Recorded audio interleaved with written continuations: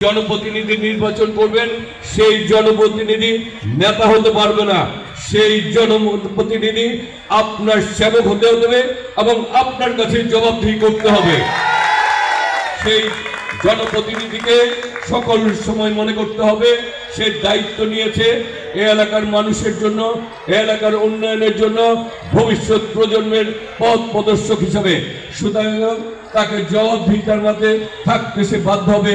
আমরা সেরকম একটি নির্বাচনের মাধ্যমে আগামীর বাংলাদেশ গড়তে চাই, আপনাদের আমাদের সকলের সমর্থন নিয়ে ঐক্যবদ্ধ প্রচেষ্টায়। বক্তব্য আর বাড়াবো না, পুরস্কার নেওয়ার জন্য সবাই অধীর আগ্রহ রয়েছেন। আমাদের নেতা শহীদ রাষ্ট্রপতি স্বাধীনতার ঘোষণা দিয়েছিলেন, তার আত্মার মাগফিরাত কামনা করছি।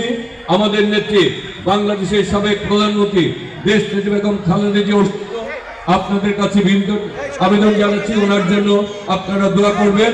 আমাদের একজন সহযোদ্ধা যিনি নির্বাচনে অংশগ্রহণ করেছে, সেই সহযোদ্ধাকে পরিকল্পিতভাবে হত্যা করা হয়েছে।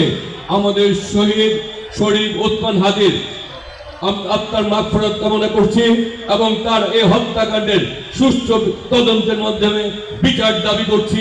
তার শরীফ ওসমান হাদির হত্যার বিচার করতেই হবে। আমরা চাই আগামী বাংলাদেশ আমরা সবাই মিলে করব।